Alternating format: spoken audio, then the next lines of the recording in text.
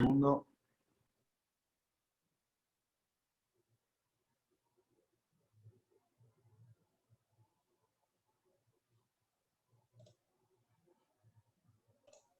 Buenas tardes. ¿Se me escucha? Sí, sí, correcto. Sí, doctor. Bueno, muy bien. Le voy a pedir, por favor, que se conecten las cámaras. Y, bueno, muchas gracias por estar aquí. Una tarde que prometía, no iba a decir mal tiempo, pero eso va a depender de cómo lo perciba cada uno. A mí me encantan los días de lluvia, así que no podría decir mal tiempo, pero sí tiempo desmejorando, también siguiendo la misma aclaración de que en mi caso mejoraría, pero bueno, convencionalmente parece ser que teníamos mal tiempo y finalmente tenemos buen tiempo, aunque yo invertía los roles, ¿no? Pero las cualidades.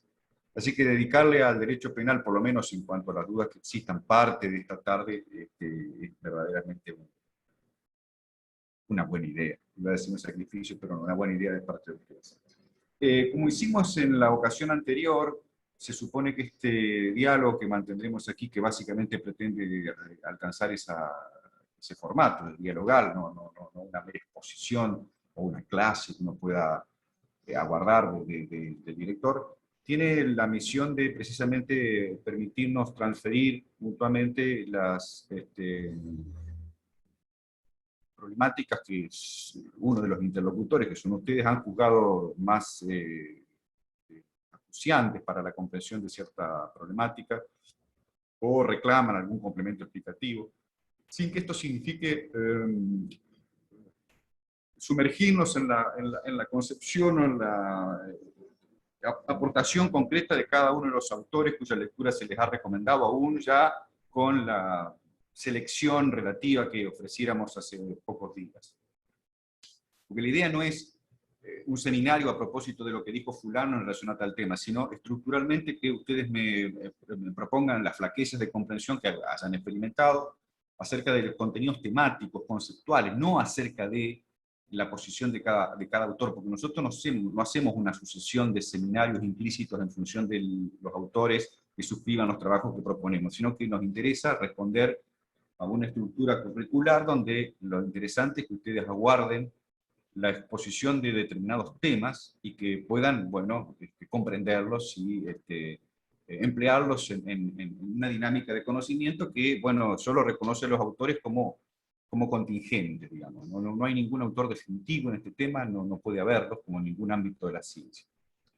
De modo que con esta aclaración, yo propondría una agenda que ustedes van a tener que ir escribiendo por su orden, proponiéndome de las cuestiones que restan por exponer y que van a ser objeto de una evaluación en la fecha que ya les fuera comunicada. Bueno, yo me encargaré de la consabida exposición explicativa para el caso. También, por supuesto, si se trata de cuestiones previas a las que ya inclusive fueron evaluadas, y en la medida que la pregunta no revelase una autopuesta en peligro de quien la formula, porque ello permitiría inferir de que, que está mal aprobado, en la medida que esa situación de riesgo para el interlocutor sea salvada, en el sentido de que, mira, me interesó tanto este tema que quiero profundizar, digo, en ese sentido, podemos volver sobre los temas ya expuestos. Digo esto un poco bromeando, pero también aclarando que todos los temas gozan de una interrelación conceptual y diríamos, un maridaje intrínseco, que es muy difícil que uno exponga algo sin dar cuenta de la cuestión temática que pertenece a otra unidad, pero que a su vez abastece conceptualmente los contenidos de esta última problemática. De modo que es muy difícil aquí enfrentar una suerte de cesura o cortes explicativos, porque todo, como dijo alguna vez ese, no sé quién, pero bueno, ese periodista, no sé quién fue, todo tiene que ver con todo. A pesar de que Iaco, por citar a alguien más importante y más adecuado para la naturaleza de nuestro encuentro, ha dicho algo aparentemente distinto. No todo es cuestión de todos. Para definir un poco los espacios de competencia, ¿no?, en el ámbito de la imputación objetiva. No todo es cuestión de todo. Digamos que cada quien tiene su juego por delante, su su propio don pirulero, ¿no? Pero, y eso me parece que es correcto. Pero también es cierto que todo tiene que ver con todo en el sentido de que desde una perspectiva holística como diríamos, en fotografía tiene un nombre esto. Bueno, no me voy a acordar aquí. Ahora, de una perspectiva macro, por así decir, no, vamos a notar que todas las cuestiones y todos los temas se relacionan. Si estamos hablando de legítima defensa, estamos hablando también de culpabilidad o de antijuricidad, ponderando qué cualidades debe tener el comportamiento del agresor respecto al cual quepa intervenir. Si hablamos de participación y autoría, vamos a hablar de accesoriedad y qué significa la accesoriedad en medio, y qué significa un ilícito, y qué pasa con los delitos de infracción de deber, cuando no, en fin. Cualquiera de estas cuestiones evoca problemáticas acerca de las cuales seguramente ustedes ya han sido evaluados. Entonces, con esto desgravo un poco la carga humorística de mi comentario acerca de que quien formule esta pregunta denotará con ello que no comprendió la misma para ser evaluada. La desgravo en favor de permitirla precisamente y, en su caso, favorecerla, ¿no? Porque la idea es que ustedes escriban la agenda de esta tarde según lo manifesté al comienzo. Bueno, ya he hablado demasiado. Si les parece, ya dejamos aquí. Muchas gracias, que pasen un lindo fin de semana y nos vemos. No, he hablado demasiado en mal punto de despedirnos, así que bueno, en fin. Querría verlos a los que están con la cámara apagada, porque eso, como digo, siempre es una forma de acercarnos un poco más, pero bueno, puede ocurrir que haya alguna deficiencia tecnológica y bueno, aunque la expresen o no, yo no puedo comprar otra cosa, así que... Profe, Sí, ¿cómo va, Alfonso? Alfonso, ¿qué tal, Alfonso? ¿Cómo? Bien, bien. Bien, Profe, tengo 4% de batería, estoy buscando cargador. Apago la cámara porque me quedo sin. Bueno, pero peperina te sobra, supongo. Ya me conecto normal con la compu. Acabo de llegar a trabajar. Vamos como quieras. Dale, gracias, profe. De nada. Pero estoy escuchando, quédate tranquilo. Muy bien, me quedo tranquilo. Bueno, a ver, vamos por lo menos a tratar de recordar entre todos los contenidos que van a ser objeto de la indagación en la fecha que le fuera notificada. Ayúdenme, chicos, Diego y Juan. Vamos con causa de justificación en particular, ¿verdad? Exactamente, hasta concurso inclusive, pasando por culpabilidad,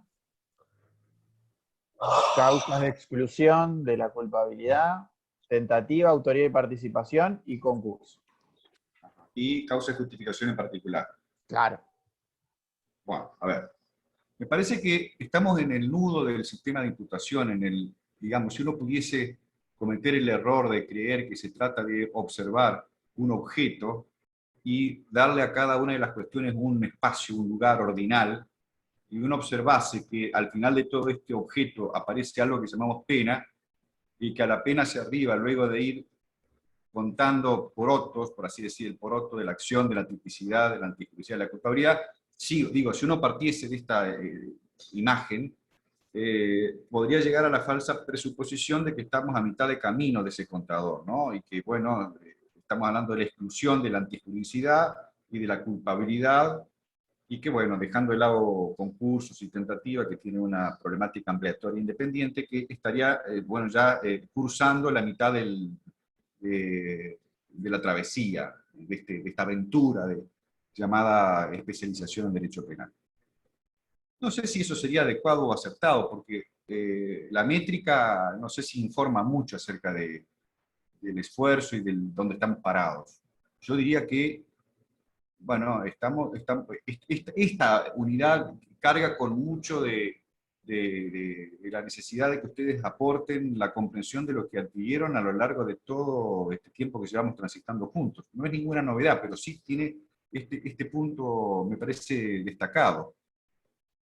Como dije antes a título de ejemplo, cuando vamos a hablar de causa de justificación, implícitamente todos sabemos que estamos hablando de comportamientos que tienen una apariencia de relevancia típica, ¿no? Es decir, digo una apariencia porque alguien podría oponer que se trata de, bueno, de la misma cuestión de la tipicidad, en la medida que las causas de justificación operen como elementos negativos del tipo y no como algo distinto situado fuera del tipo, ¿no? Ven cómo una cuestión va enlazada con la otra. Entonces, yo diría, todo guarda correspondencia. Estamos, sí, acaso, aproximándonos a la decisión que, bueno, de verdad que siempre nos estamos aproximando a la decisión en favor o no del castigo. Pero supongamos que todo marcha bien para nuestro análisis y muy mal para alguien que es el imputado. Bueno, hemos sorteado ya las compuertas de la ilicitud, porque estamos avanzando hacia la culpabilidad, ¿no? Bueno, descontando que no existan causas de justificación, ¿no? De modo que, bueno, hay suficiente material allí crítico como para que ustedes, cabe suponer, tengan también en la misma proporción dudas, porque yo también tengo dudas. No crean que el que profesora el derecho penal o los escritores o los teóricos no tienen dudas. Sin la duda, y esto no significa una evocación cartesiana muy rudimentaria, sin la duda no se puede progresar, de modo que yo diría, ante bien, cuanto más se conoce, más se duda, porque la duda es un insumo, un socio del saber. Digamos, la certeza y la duda son intercambiables y ocupan el espacio del conocimiento de modo rotativo, por así decirlo, ¿no? Se duda para conocer, se conoce para dudar, se duda para...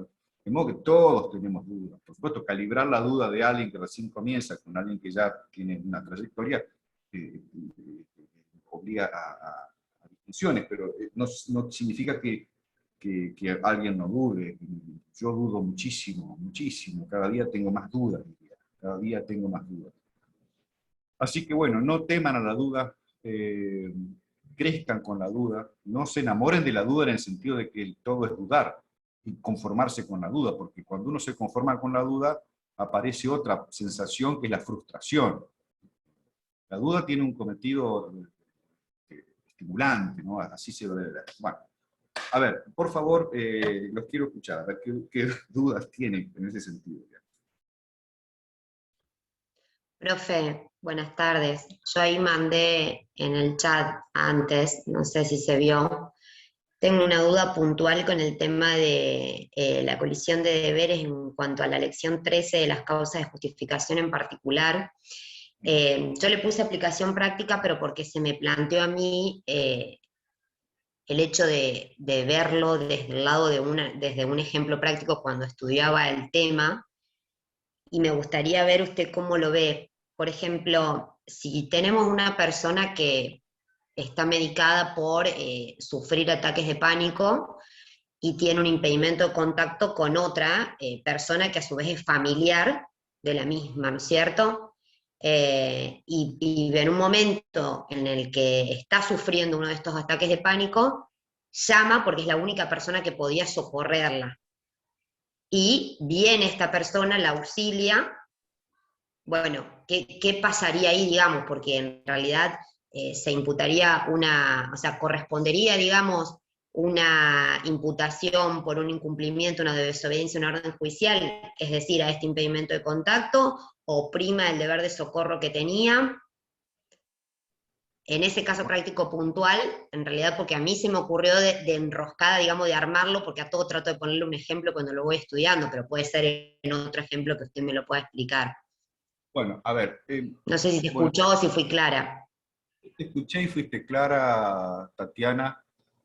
Tomemos tu caso. A ver, se supone que hay alguien que judicialmente está alcanzado por un impedimento de contacto. Supongo que es así.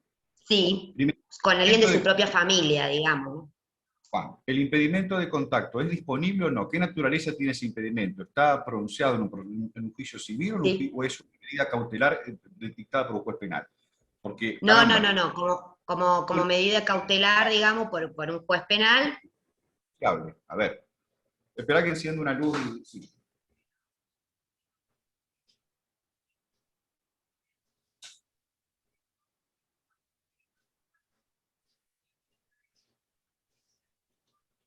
Sí, te escucho ahora.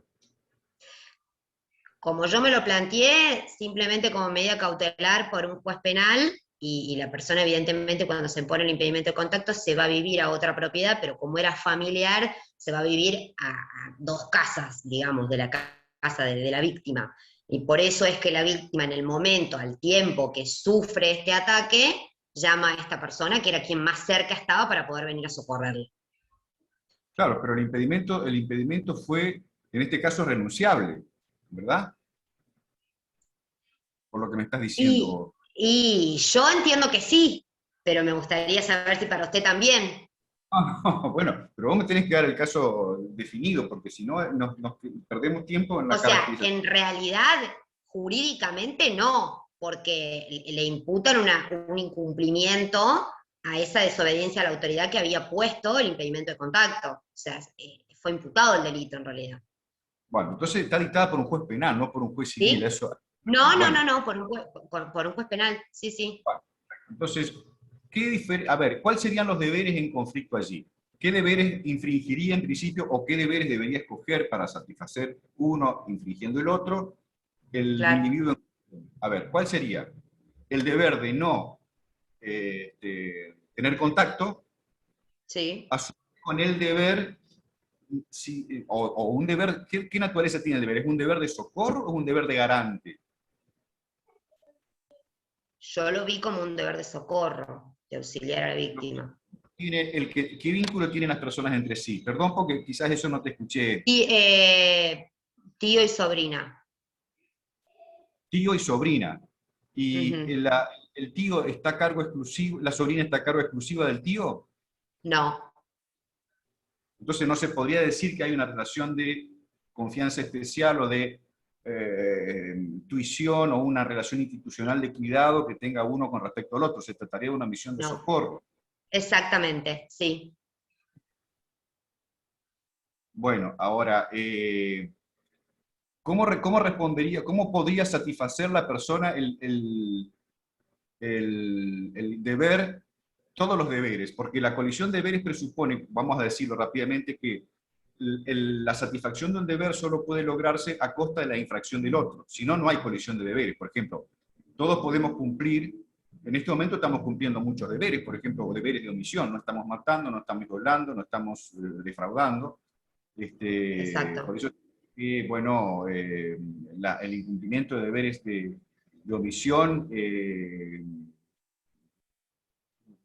genera dudas acerca de una verdadera colisión, porque se pueden cumplir todos omitiendo.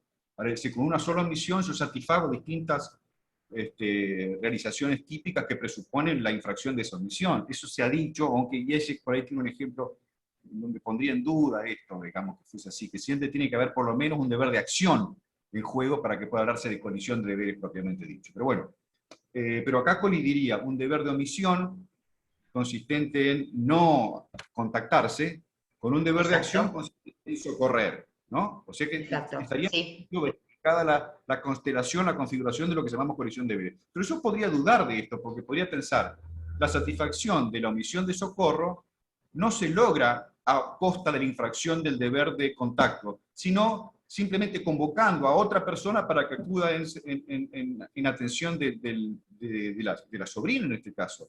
Si el tío no puede ir, pero además sabe que la sobrina está en riesgo, quizás el deber de atención se pueda lograr intermediando a un servicio de médico de emergencia, y no él. Ahora, si no hay forma, si él, digamos, puede demostrar que no hay otra alternativa que apersonarse allí, bueno, parece ser que por lo menos habría una correspondencia, una equivalencia entre la omisión de socorro y el impedimento de contacto, porque el impedimento de contacto lesionaría, en este caso, una decisión jurisdiccional, pero a su vez también subsidiariamente o complementariamente una prestación de tipo personal respecto de quién está garantizándose la ausencia de contacto con el potencial agresor. Pero a su vez, como ese mismo potencial, la potencial víctima es la víctima de una situación de riesgo, yo no me atrevo a decir cuál prevalece, pero por lo menos que hay una equidistancia, una equivalencia valorativa entre ambos, con lo cual la realización en principio, dejando de lado a aquellos que entienden que prevalece el deber de omisión, con lo cual, la verdad que en el ejemplo, si uno se toma en serio esto, tendría que quedarse en su casa el tío y darle satisfacción al deber de impedimento, bueno, dejando de lado esta situación, cualquiera sea el modo en que se comporte la autora, actuaría justificadamente. En pocas palabras, para que no... Estoy trabajando así de una manera poco inconexa porque estoy pensando en el caso y tratando de entender cómo alguien que logra un impedimento de contacto se le ocurre llamar a justamente esa persona cuando tiene un problema. Pero bueno, la vida te genera este tipo de cosas un poco extrañas, ¿no? Porque parecería todo Por eso pregunté si era prescindible o no, si era renunciable o no esa decisión. No te quiero ver nunca, pero por favor ven.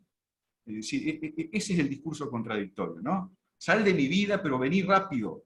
Es una cosa un poco extravagante, diría yo, pero bueno, supongamos que son dos personas distintas, que no tenemos la misma identidad siempre, dos urgencias y contextos distintos. Habría que, el ejemplo tendríamos que enriquecerlo, por ejemplo.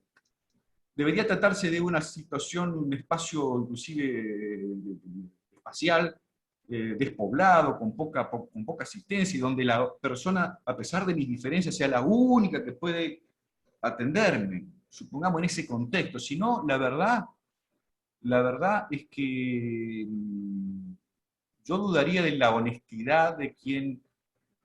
Bueno, no, yo estoy introduciendo otras variables en el caso, no debería hacerlo, pero bueno, en definitiva, ¿de qué modo se respondería frente a esto? Yo diría, si a mí me tocase esta situación tan extraña, llamo a alguien, llamo a una empresa de emergencia que acude a ese lugar y genere el salvamento. Creo que ese sería el modo de satisfacer el deber, de auxilio, cumpliendo a su vez con el deber de abstenerme de tener contacto con esta persona. O sea, Clarísimo, Doc. se resuelve de esta manera. O sea, no habría una colisión. Se podrían cumplir los dos deberes. Bien. Omitir a personarme ahí y a su vez prestar el auxilio, porque para la prestación de auxilio yo no necesito estar intuito persona allí, sino que debo dar aviso a la autoridad, por ejemplo, o a alguien competente para conjurar el riesgo. Ricardo, hay un par de observaciones ahí en el chat. No sé si las estás viendo vos. A ver. Ignacio Hueso, desde ahí para abajo. La colisión de todos deberes no recae sobre... Bueno, eso ya lo explicamos. El caso del bombero que solo puede ser buena persona y no la otra que muere. Bueno, no. A ver. ¿Y cuál sería el supuesto? El bombero dedica todo su tiempo y esfuerzo para el salvamento de una de las personas, consumiendo las chances de evitación del resultado que recaen lesivamente sobre el otro. Bueno, es el mismo supuesto del padre que no puede salvar, no puede iniciar un salvamento acumulativo, sino alternativo. Se supone que, bueno, un bombero también puede padecer el mismo trance, con arreglo al cual tiene solo fuerza y capacidad para asumir salvamentos alternativos y no acumulativos, de modo tal que todo lo que le dedicó a uno perjudicó al otro. Bueno, en estas situaciones coliden dos deberes de acción, solo que la elección queda, la legitimidad de la elección queda delegada a la prudencia del obligado. Si es el bombero el que tiene que elegir. Imaginemos inclusive que el bombero justo advierte que están en situación de riesgo dos personas, una de las cuales le cae muy simpática y la otra, bueno, con la otra tuvo un problema. Aún cuando él prefiera dejarse llevar por esta miserable opción en favor de la persona que le cae más gracia, aún así estaría justificado porque la elección es soberana objetivamente para sí. Por supuesto que había que, verificar también cuánto de riesgo hay en el sentido de salva uno y perjudica al otro, pero la verdad que al que salva hubiera podido aguantar un poco más, en realidad era urgente, bueno, entonces no tenía opción. Estamos hablando de la idea de, según el ejemplo del chat, que el bombero salva a uno y no salva al otro. Pero se supone que el riesgo es una situación de comunidad de riesgo, en el sentido de que los dos están expuestos al mismo riesgo y los dos tienen las mismas chances. Solo que hay un solo bombero para asistirlos, y tiene que elegir. Me baso en ese ejemplo. Ahora, si uno está dentro de la casa, pero con una ventana abierta que puede saltar, y el otro está en medio de llamas, no tiene opción, el bombero tiene que salvar a este, no al otro. ¿Está claro eso? Esto puede parecer muy casuístico, pero bueno, se trata de medir el alcance del deber, básicamente. Pero estas situaciones adquieren matices dramáticos en estos tiempos de pandemia, lo que se llama el triaje. la situación de triaje obliga a ponderar qué hacemos cuando tenemos escasez de camas, escasez de alojamiento sanitario, limitaciones en recursos sanitarios para afrontar enfermos que demandan urgentemente un respirador. Si alguien demanda urgentemente un respirador, finalmente solo tenemos ese respirador ya conectado, le sacamos el respirador, todo pareciera indicar que no. Ahí tendríamos la colisión de un deber de acción, tenemos que hacer algo con esta persona que pide asistencia, pero a su vez un deber de omisión, no hacer nada que perjudique al que ya está asistido. Pero si la única forma de hacer algo con el que está llegando es retirarle al que ya llegó, tenemos un problema, porque ahí sí colide un deber de acción con un deber de omisión. Y es la razón por la cual en general la doctrina prefiere darle prevalencia al deber de omisión. Se dice, bueno, en situaciones como esta debe responderse satisfactoriamente con relación al deber de omisión. Vale decir, la colisión de un deber de acción con un deber de omisión se resuelve dándole prevalencia al deber de omisión, que en este caso operaría neutralizando el deber de acción.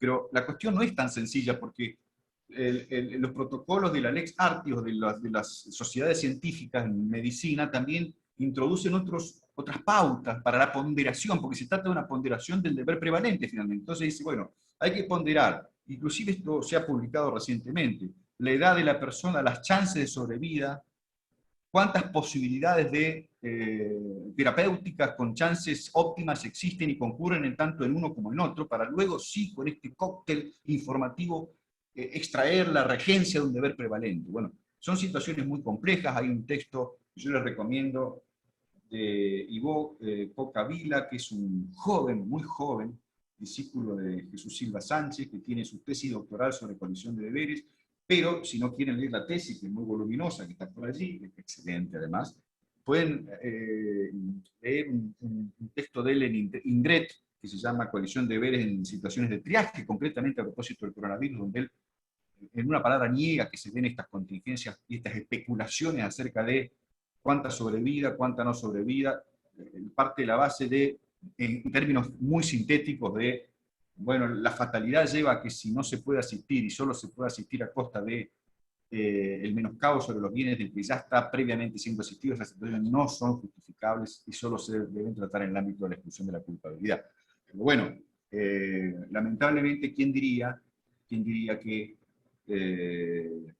estamos llegando a situaciones similares a estas en este marco, y no hace falta acudir a las viejas referencias de la manolística alemana, según las cuales, bueno, tenemos un tren con 14 escolares estacionados y una zorra que viene bajando de la montaña, y una posibilidad de cambio de último momento para que mueran 3 operarios, pero se salven 14, o que mueran los 14 para que salven los 3, por citar los ejemplos más conocidos, o el caso Holmes, bueno, qué pasa cuando, bueno, hemos naufragado y no tenemos alimentación, pero tenemos un grumete enfermo que va a morir de todas maneras, entonces, bueno, anticipamos su muerte, completamente lo despachamos, para poder beber su sangre y comer su carne y salvar a los otros que quedan en el bote. En fin, todas estas situaciones, hasta truculentas en algún punto, fueron ofrecidas como ejemplo de, o también se solía decir, cuando llega alguien a necesita un pulmotor, se decía, bueno, desconectamos, pero se lo decía de una manera, caramba, esto está ocurriendo, ¿no? Esto está ocurriendo, lamentablemente es así. Bueno, hoy escuchaba por radio un médico que decía que a él le sucedía, que esto los psicólogos lo explican como mecanismos de defensa, ¿no? Que él tenía la sensación, un terapista, un hombre de casi 50 años, recibido a los 20 y tantos, o sea que con mucha experiencia, estar viviendo una suerte de ficción, ¿no? Él hablaba de una película, como, claro, como que le pasa a otro.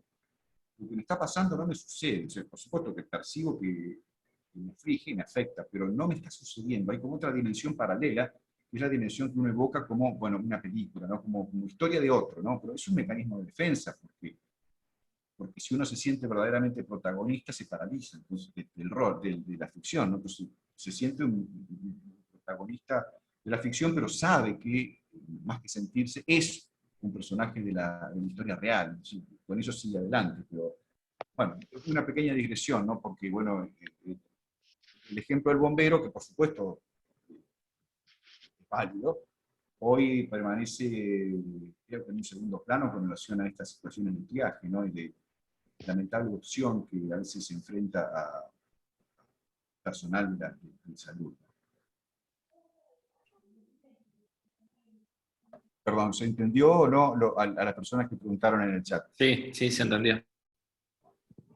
Ricardo, tengo ahí creo el texto que sugeriste, subí el link. A ver si es Muy este. bien. Triage y A colisión ver. de deberes jurídicos penal, una crítica al giro utilitarista. Correcto, es excelente. ¿Lo Bueno, podés compartir en pantalla un segundo? pero- No, déjalo. A ver, sí, ahí sí, espera. Ahí voy. Dame un minutito nomás que Sí. te pongo que comparto pantalla, porque aparece primero otras cosas y después ahí está, a ver. Ahí deberían estar viéndolo. ¿Lo ven ahí? Ahí está. Sí, la mano viene un poco oscura. Ahí. A ver, ahí estamos. Miren, a ver, los últimos meses son muchos los penalistas. Este es el abstract, ¿no? Ante la saturación de los sistemas sanitarios de la pandemia, se han pronunciado en favor de una reforma en clave utilitarista del sistema clásico de resolución de colisiones de deberes plenamente relevante. Por un lado, se defiende ante la conveniencia y jerarquizar los deberes en conflicto a partir de la expectativa de éxito y la esperanza de vida de cada paciente. Por el otro, se niega que el paciente que está siendo ya tratado con un respirador tenga un mejor derecho frente a quien todavía espera ser tratado. El objetivo central del trabajo es contender este reciente giro utilitarista en el seno de un ordenamiento penal liberal, atento a los derechos individuales de cada uno de los sujetos involucrados en el conflicto. Ni cabe obligar al médico bajo amenaza de pena a salvar a quien tiene mejor perspectiva de éxito o una mayor esperanza de vida, ni cabe justificar el homicidio del médico que interrumpe un tratamiento indicado a fin de salvar a un nuevo paciente con un pronóstico más favorable. Una posición que puede tildarse de conservadora, pero que en todo caso, agregaría yo, no puede negarse que es liberal. Pero bueno, todo esto también está cruzado por de qué manera juegan en la definición del comportamiento correcto que deba seguir el profesional las pautas de la sociedad médica o de la sociedad científica o de las colegiaciones o de los grupos, o inclusive ya de los ministerios de salud de las respectivas jurisdicciones, que ya tienen un contexto normativizado, por así decirlo. En cuyo caso se trata, digamos, de conductas de riesgo, de pautas de asunción de riesgo reguladas, con lo cual no se podrían desatender, me parece, más allá de la opinión calificadísima de este joven autor. Bueno, podés sacarlo, retirarlo nomás, Diego, en todo caso después le remitimos a la gente el lugar donde pueden hacerse del mismo. Ahí están los links, ahí lo pueden tomar, hay dos. Es el mismo texto, pero por dos lugares distintos. Cualquiera de los dos sirve. Muy bien.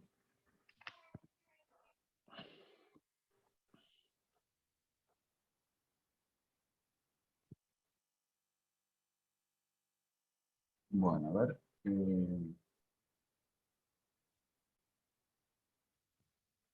Hay gente muy sesuda, ninguno de ustedes tiene dudas. Bueno, me alegra. Profesor, tengo una duda yo. Sí. No es una duda, pero cuando yo leía un artículo de colisión de deberes que usted decía que el artículo 34 no era muy generoso, no quiero decir las palabras porque no es la palabra, pero que le faltaría una mejor redacción. ¿Y cómo Eso sería una mejor redacción?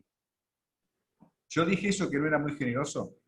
No, yo no dije, les pido disculpas, no fueron sus palabras, sino que algo como que la redacción no era la mejor.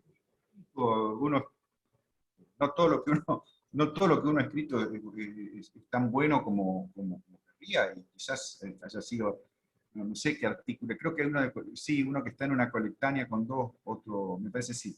No está mal, eso es un pequeño esbozo introductorio. Sí, es posible que yo haya dicho algo así como que no estaba tan bueno eso de que... Ocurre lo siguiente en el artículo 34. El artículo 34 es la clave que nos permite a nosotros condensar buena parte del sistema de imputación en su faz negativa, ¿no?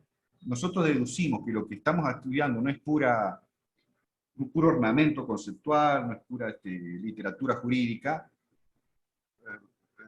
comprobando que el legislador nos ha permitido jugar, si se quiere así, con el sistema de imputación, dado que todo lo que analizamos en el sistema de imputación está contenido allí en esta fórmula del artículo 34. Bajo la idea negativa de que no habrán de ser castigados quienes actúen atípicamente, justificadamente, exculpadamente. Esto es así. Pasa que hay que rastrear en el discurso del legislador a dónde se sitúan las distintas categorías de lo que llamamos el hecho punible. Esto es muy fácil decirlo. Pero bueno, siempre se ha dicho en el ámbito de la doctrina que pese a que el legislador ha dicho todo lo que debía decir, no lo ha dicho de la mejor manera, o no lo ha dicho, se dice hoy, como lo diría un legislador moderno atento a lo que dice la Academia del Derecho Penal a propósito de los factores que conforman la estructura del hecho punible, ¿no? Por ejemplo, no hay referencia a lo que deba definirse como dolo, al error de prohibición, como sí ocurre en ordenamientos comparados, más atentos a la evolución de la ciencia del derecho penal. No se olvide que el artículo 34 arranca del año 1918, que a su vez abreva en el proyecto italiano de 1898, 1899, creo, bueno, con toda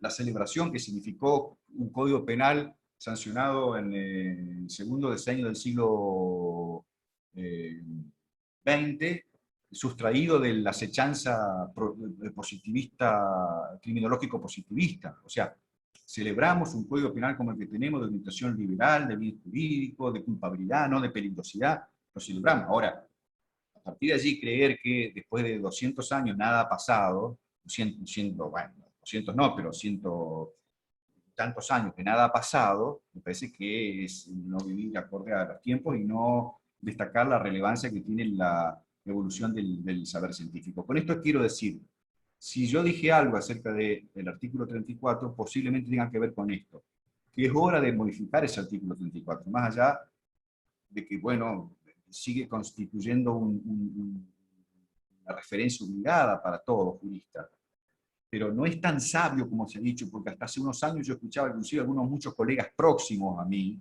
próximos, en la universidad, decía, la sabiduría del artículo 34, no, sabiduría, a ver, sí, los viejos son sabios en algún punto, pero la verdad es que también hay gente que ha trabajado, que ha aportado otras ideas, que bueno, o sea, de seguir diciendo que hay que dejarle a la doctrina, la elaboración de las instituciones, y que el legislador no debería prejuzgar para que la doctrina trabaje, es tanto como a veces, bueno, arrojar margaritas a esos animales tan apetecidos, sobre todo para las festividades del fin de año, ¿no?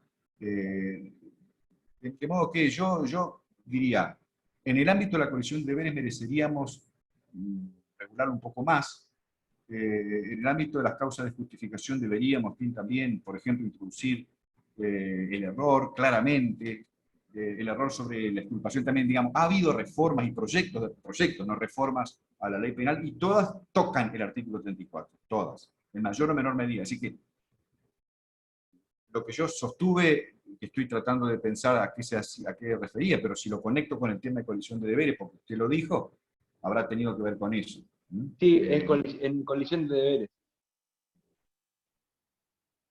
Lo que no significa que no se pueda tratar la colisión de deberes porque no existe una regulación a tono con el ideal, no, porque el cumplimiento del deber está también regulado allí, y se ha dicho que es una cláusula ociosa, porque en realidad que cumple un deber en realidad no actúa típicamente, a nadie se le ocurre que cumplir un deber signifique... Lo que pasa es que el cumplimiento del deber que se logra a costa de la infracción del otro, allí sí surge la colisión de deber.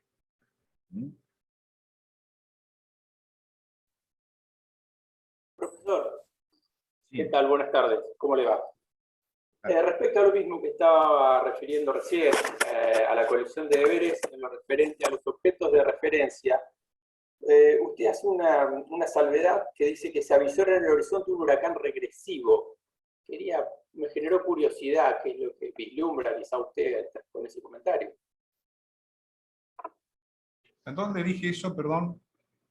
Lo referente al objeto de referencia de la colisión de deberes. respecto cuando hace la comparación del sistema europeo con nuestro sistema. Bueno, no sé puntualmente en qué pasaje de ese artículo mencioné esto, pero lo del huracán regresivo se viene anunciando desde hace ya un tiempo largo, y sucede como, diría yo, en escala. ¿Recuerdan que hace unas semanas se anunciaba que caería un meteorito y no se sabía dónde, ¿no? Y es más, de hecho, en las últimas horas se pudo seguir su órbita, su trayectoria por Internet. ¿Saben de qué estoy hablando, no? ¿Saben de qué estoy hablando? Por favor, interactúen. Una nave espacial Sí, chica. sí, sí, sí. Sí, sí, sí. Una nave, no un meteorito, una nave, los Una restos nave de un espacial cohete. chica. Bueno, y de alguna manera, digo, nadie dramatizó, pero creo que todos experimentamos algo parecido a las ascuas, de saber dónde cuernos caerá esta chatarra espacial, ¿no? Finalmente se decía que iba a caer en el océano, pero también se pasaba por Buenos Aires, se veía la órbita. Bueno, ¿a dónde quiero llegar con esto? Finalmente duró poco y terminó bien, por así decirlo, ¿no? Es decir, que cuando uno aguarda expectativas negativas, lo que hace es formular un juicio de pronóstico sobre la base de un estado de cosas preexistentes. Un estado de riesgo permite trabajar sobre... Bueno, ese huracán regresivo del que yo hablaba tenía que ver con el hecho de observar que posiblemente en los años en que yo escribí este pequeño opúsculo, hace muchos años, era muy chico, se notaba o se advertía que no había demasiado respeto para las garantías, o bueno, todavía seguimos esperando donde cae el cohete, eso quería decir, ¿no? Todavía seguimos esperando por dónde va a venir la cosa, porque nunca ha habido algo distinto a un huracán regresivo. La expresión huracán regresivo, te respondo a vos, Sebastián, posiblemente tenga que ver con las ilusiones de alguien que creía que, cuando era muy joven, que esto iba a pasar, que iban a llegar vientos más favorables a las garantías individuales, al Estado de Derecho.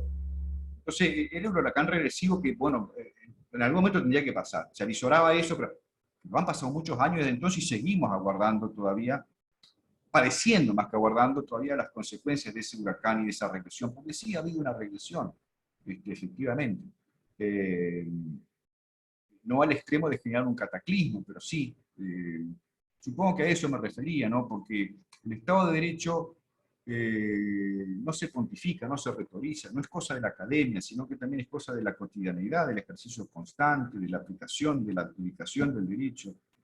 Y bueno, la verdad es que no nos ha ido demasiado bien con ese punto, no nos ha ido demasiado bien, el derecho es burdamente manipulado muchas veces. No estoy hablando de la textura abierta del lenguaje y del cual el derecho es una de sus manifestaciones más estilizadas, pero estoy hablando de decisiones pretextadas en nombre del derecho que no hacen bien a la República, que no hacen bien a la confianza ciudadana.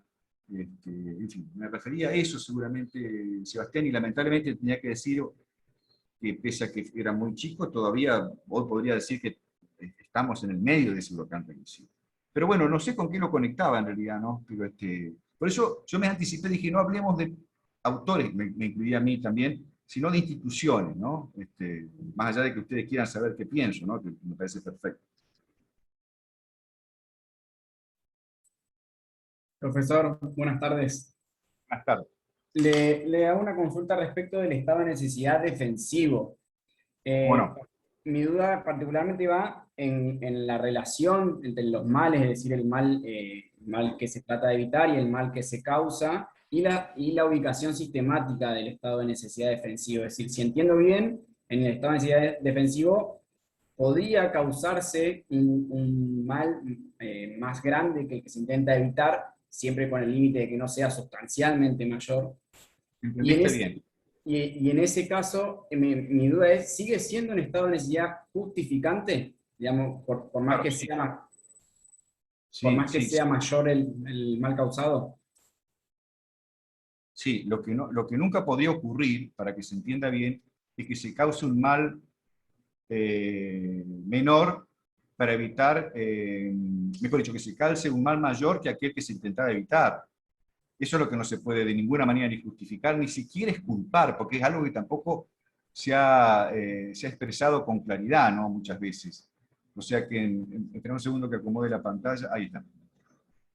Entonces digo, estado de necesidad defensivo. ¿Qué es lo que distingue el estado de necesidad defensivo de un estado de necesidad agresivo? Bueno, el estado de necesidad defensivo, el foco de riesgo contra el cual se interviene, proviene de la propia víctima de la intervención. O sea, de alguna manera el sujeto que padece la intervención es preferentemente competente, diría Valdora Villa, por el conflicto. No es enteramente competente. ¿Qué ocurriría si fuera enteramente competente del conflicto? Te pregunto. ¿Qué ocurriría si esta persona del ejemplo que estamos aquí analizando fuera absolutamente competente del conflicto? ¿Podría reaccionarse en legítima defensa? Legítima defensa.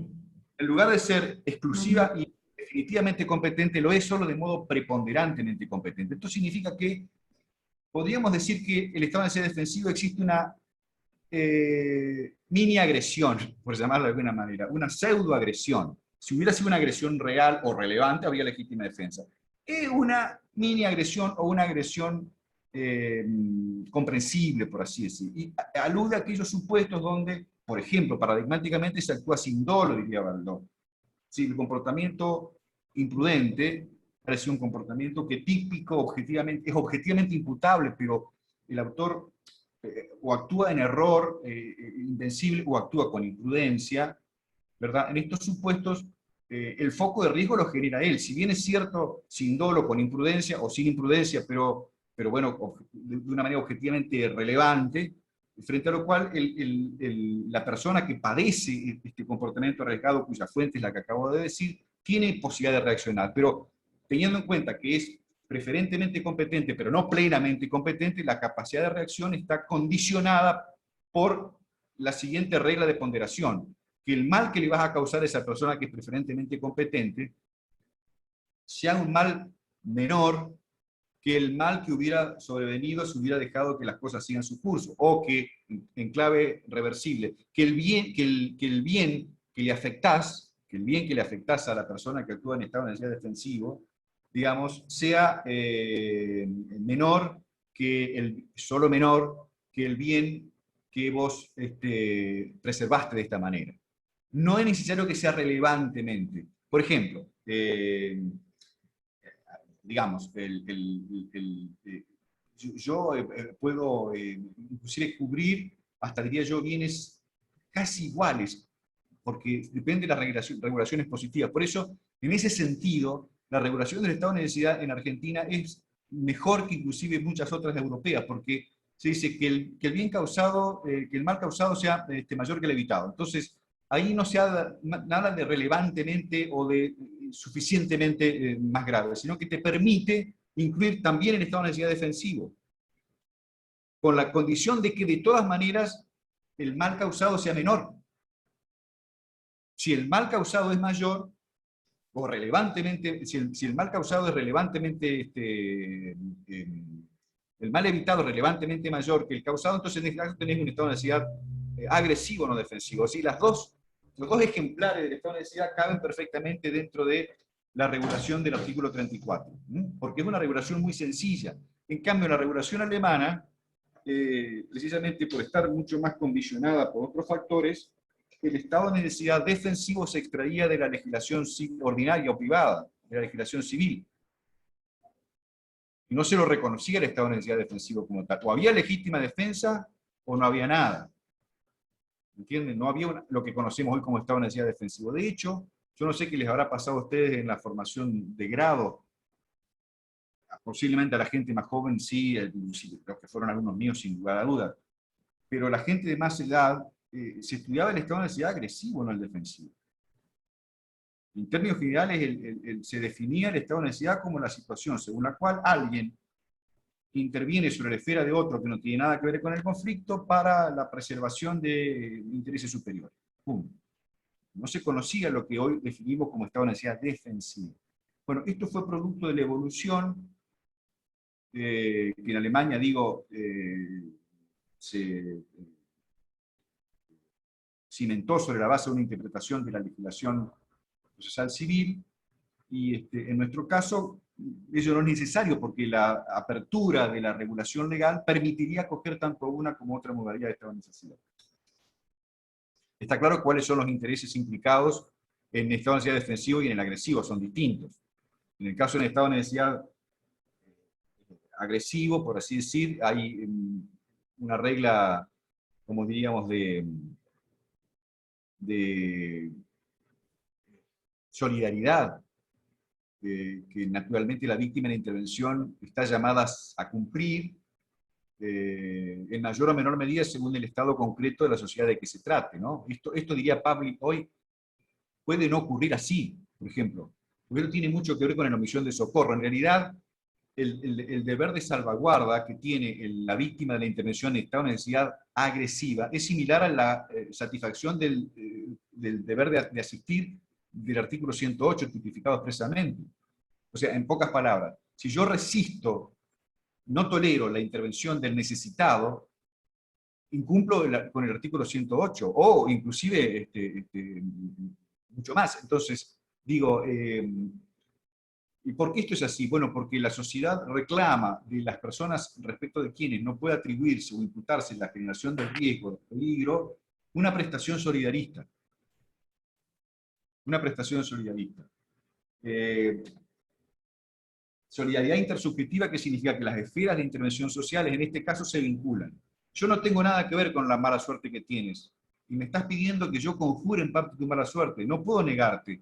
No te puedo negar eso porque precisamente en algún momento pudo ocurrir que los roles inviertan y esté yo de tu lado. Y también voy a ser capaz de reclamar a otro, que a su vez también va a tener que prestarme ese auxilio, porque él a su vez también, eventualmente, puede ocupar ese otro rol alternativo. Es decir, una sociedad que reconozca la solidaridad no puede prescindir en principio de conceder al necesitado una injerencia activa sobre los bienes de quien no ha tenido que ver con el conflicto.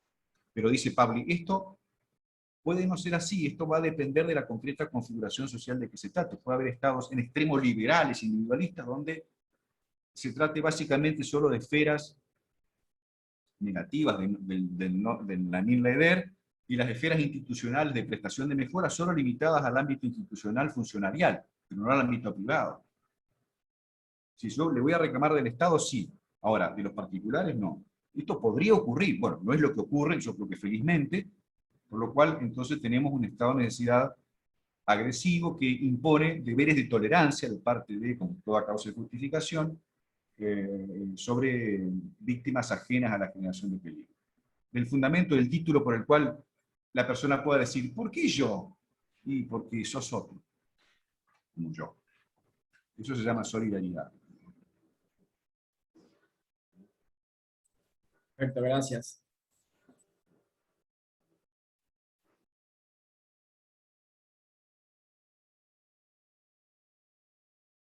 Profesor, sí, de la lectura de los textos en cuanto al concepto de culpabilidad, es como que la categoría de culpabilidad dentro de la teoría del delito se encuentra en crisis en cuanto a los fundamentos de la misma, digamos que lo que habíamos estudiado nosotros como reproche a la conducta por no motivarse en la norma, hoy es puesto en duda a partir de los conceptos que vierte Roxino y Jacobs en cuanto que son cuestiones más de prevención especial o general y en fundamento de la pena y no tanto en la de un hombre medio que tiene que tener un conocimiento virtual de la anticuricidad a partir de un modelo predeterminado o algo así. Puede ser que esté bien orientado en lo que dice. Sí, está bien orientado. Déjame decirte lo siguiente. A ver, cuando uno dice está en crisis, tiene que decir con respecto a qué modelo ideal, respecto del cual uno quepa extraer la conclusión en cuestión. Todo es relacional. Todo relacional. Entonces uno dice, el concepto de culpabilidad está en crisis, tiene que partir de la base de que está en condiciones de proponer la definición de culpabilidad de conformidad con cierto momento evolutivo de la ciencia del derecho penal, con la cual pueda comparar el momento actual, y entonces llegar a la conclusión de la que se parte, vale decir que está en crisis. Seguramente está en crisis si uno que entiende la culpabilidad según aquella visión antropológico de filosofía moral liberal, con arreglo a la cual solo es culpable aquel que todavía pervive en buena parte de nuestro colectivo social, en nuestras representaciones intuitivas más inmediatas, según la cual yo soy culpable de aquello que libremente elegí. O sea, la imputación de culpabilidad solo sería justa en la medida que pueda descansar en aquellas personas con relación a quienes uno pueda comprobar el ejercicio de una determinación auténtica, es decir, que fue libre porque estaba sano y era maduro, y porque conocía lo que tenía que conocer. Entonces, si todo este paquete uno lo envuelve en la bolsa de la culpabilidad, saldría airoso en el sentido de que ha actuado según la regla del Estado de Derecho. Según esa imagen de culpabilidad, que como dije tiene una penetración intuitivo, dialogal, coloquial muy fuerte en cada uno de nosotros, hasta socialmente, en la imputación informal de culpabilidad, actuamos según ella, ¿no? Es decir, estamos dispuestos a perdonar al que no sabía, bueno,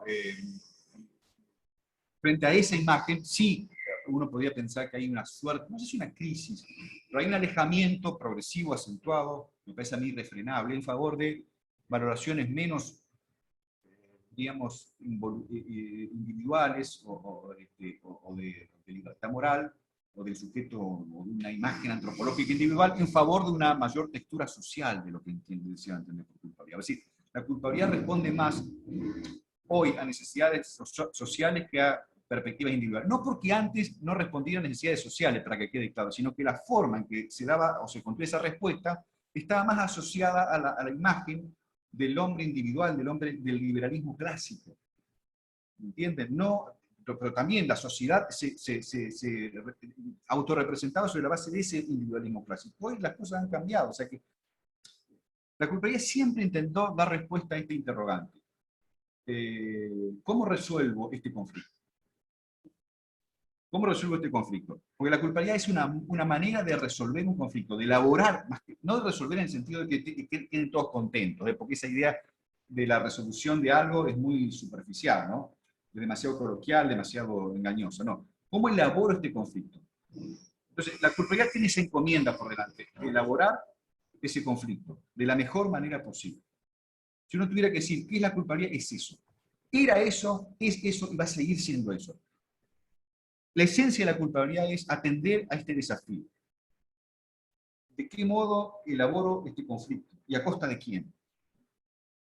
Punto. Ahora, con justicia, digamos. ¿Cómo?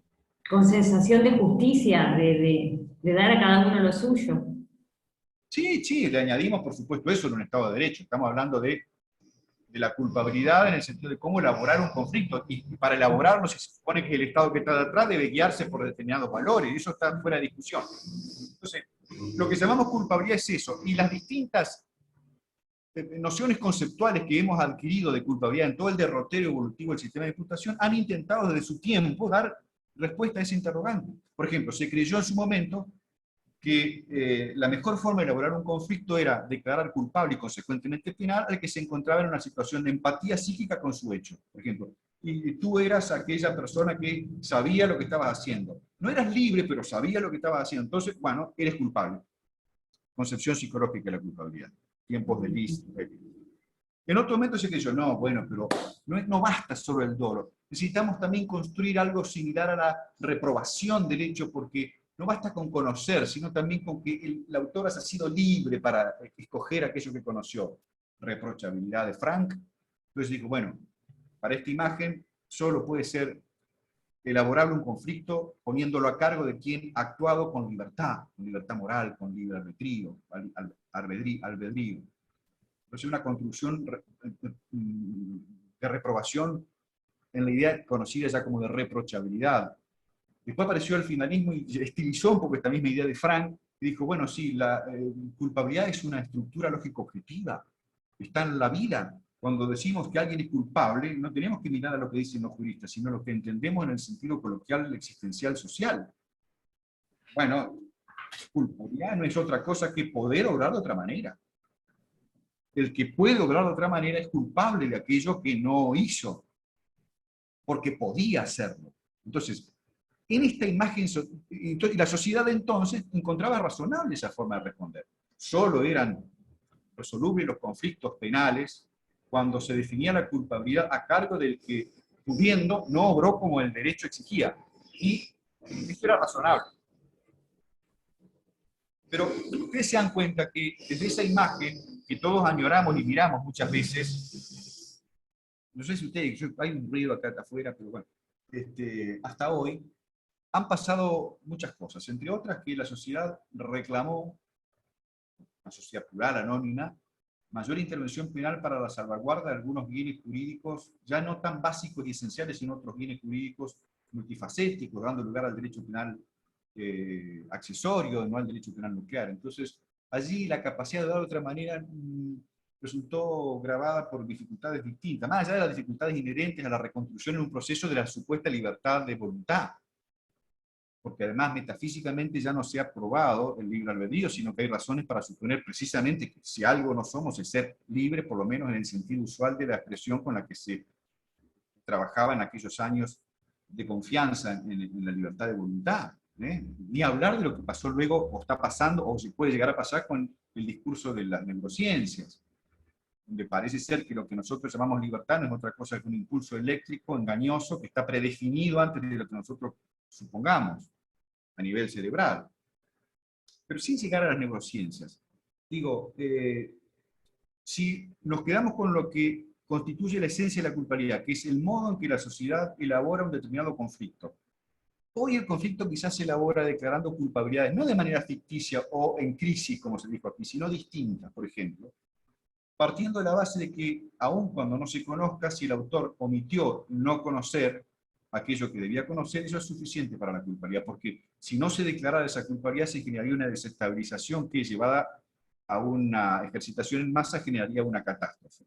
Entonces la sociedad necesita protegerse de esto. Por ejemplo, si todo el mundo dijera, mire, yo la verdad no pago los impuestos porque la verdad que en ese momento no conocía, pero infringiendo la incumbencia de conocer, generaría que no habría capacidad de sostener hacienda pública por esta sucesión de evocaciones y remisiones al desconocimiento, que como tal, para una visión ingenua, hoy diríamos, de culpabilidad, presupondría que dejaríamos sin protección prácticamente a unas funciones o muchas funciones esenciales del Estado. Entonces, digo, lo que entendemos por culpabilidad está condicionado de manera contingente, y hoy la sociedad reclama, ya no se reclama contemplando la culpabilidad solo como esa decisión de libertad moral en favor de un bien, sino, además de ello, de las necesidades de prevención, las necesidades de reconocer que las normas esenciales, no las normas enfáticas, diría Jacob, merezcan estar a buen resguardo de las infracciones culpables de determinadas personas. Con esto te respondo, creo, acerca de lo que se ve como crisis. Sí, uno, sobre todo cuando uno está estudiando esto, y esto no significa que uno no tenga nostalgia normativa por aquellos años y de la buena, además de la normativa, que es la mejor, de aquellos años donde, bueno, uno solo administraba culpabilidades ante la certidumbre de que el autor conocía la prohibición y fue autodeterminado en el sentido de que no padeció en ninguna situación que cortase su capacidad de acción, ¿no? Su capacidad de intervención o de determinación. O sea, en definitiva, no hay ni error de prohibición ni está una necesidad culpante. Y sin embargo, ¿cómo trabajan los tribunales? ¿Ustedes creen que los tribunales pondieran hasta la última digna de evitabilidad individual?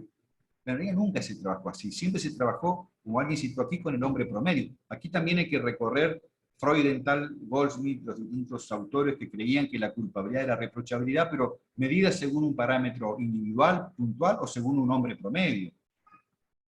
Bueno, entonces era una individualización extrema o estadística, por así decir, ¿no? Nunca fue tampoco tan personalizado el juicio. Ahora, hoy por hoy, me parece que ustedes pueden comprobar que si el conflicto se tiene que resolver de esta manera, se resuelve así. Y el argumento de, mire, yo no sabía, el argumento de yo no sabía, muchas veces se responde por usted debió saber. Usted debió saber. O sea, dice Jacobs, hay defectos cognitivos y defectos volitivos. Los defectos cognitivos normalmente tienen por misión exonerar. Mire, no lo sabía. Bueno, pero los defectos volitivos, no. Porque el defecto volitivo es tanto como generar este discurso posible del sujeto. Es decir, a pesar de que pude saber, no me interesó saber. Este desinterés por saber es un déficit de la voluntad que permite, entre otras cosas, la imputación extraordinaria de la imprudencia, permite, entre otras cosas, castigar como culpables los hechos cometidos con error de provisión evitable. O sea, fíjense que ahí uno puede pensar, el error de provisión evitable significa desconocimiento, por eso el error, y sin embargo es evitable. ¿Cómo puede ser que, bueno, las mayor o menores concesiones a la evitabilidad del error tienen que ver también con esta necesidad de interpretativa, ¿no? De apostar en favor de la prevención? Bueno, no sé si con esto respondí en parte al menos esa desazón, sí, digamos, que uno puede decirse cuando observa que la culpabilidad no es aquella que en ese sentido hay una crisis. Por supuesto que hay límites para esto, no se puede en nombre de las necesidades sociales legitimar cualquier cosa diciendo, bueno, esto es culpabilidad. No. Porque por encima de lo que diga el legislador está el constituyente. Entonces, la pertenencia a un suceso como resoluble a través de la imputación a un ser humano siempre tiene que ser una operación reflexiva y delicada, seria, sensata y guiada por el faro del constituyente. Puede ser que se le ocurra a cualquiera. Bueno, la verdad que tengo que buscar un culpable, como el ejemplo que aporta la filosofía, que no sé si fue Nino, que recoge Silva, de ese famoso sheriff, que es una solución también para el caso, pero una solución que, más que polémica, en un condado de los Estados Unidos se produce la muerte de una persona. Se genera un escándalo y lo único que se sabe es que esa persona es de raza negra. Es lo único que se sabe. Y hay motines y levantiscas y, bueno, scratches, digamos aquí, o tumultos, pero tumultos serios. Entonces el sheriff del condado, bueno, para conjurar esa situación, decide capturar a un negro y lo entrega como culpable, para calmar así las expectativas de los revoltosos. Bueno, es una barbaridad esto. Bueno, pero sin embargo, uno puede pensar, bueno, pero es la forma en que se resuelve el conflicto social. Esta no es la forma correcta, no es la forma constitucional.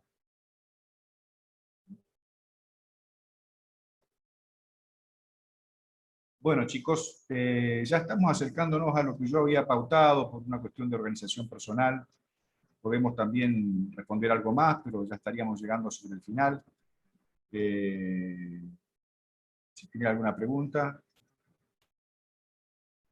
Y si no es así, nos estaríamos encontrando próximamente. Si les parece. Un gusto de verlos. Que tengan un lindo fin de semana. Y, bueno, que nos sea leve a todos este tiempo difícil de incertidumbre, de dolor. Que pase rápido, o no sé si rápido, sí, rápido, ese es un deseo, pero para que el deseo sea verosímil lo más rápido que podamos dar cuenta, ¿no? Que nos cuidemos. Yo siempre digo, cuando alguien desafía esto, dejando de lado la gente estúpida, yo le llamo gente estúpida a aquella que no cree que esto que esté pasando sea real, a reserva de que se trate de un mecanismo de defensa, como hablaba hoy, pero bueno. Pienso que nadie tiene, todos podemos despreciar nuestra vida, ¿no? Porque yo puedo salir y decir, ya me voy a contar. El problema es que hay suicidas en potencia que concurren con homicidas en potencia en el mismo cuerpo. Porque si yo me arriesgo a salir, me convierto en un suicida potencial, pero al propio tiempo en un homicida potencial, porque puedo morir, pero el problema es que puedo matar. El problema de esto no es cuánto desprecio yo tenga por mi vida, sino que ese desprecio está solapado con también el desprecio a la vida del otro, porque yo soy vehículo de contagio. Entonces no hay otro remedio más que cuidarse. Es algo antipático que sea esto en términos concretos de aislamiento y de distancia. Bueno, parezco un maestrito de escuela, pero bueno, nunca está de más recordar que nos debemos un mínimo de empatía para seguir adelante. Que lo pasen lindo y nos encontraremos pronto. Muchas gracias. Gracias. Gracias. Gracias. Hasta luego. Hasta luego.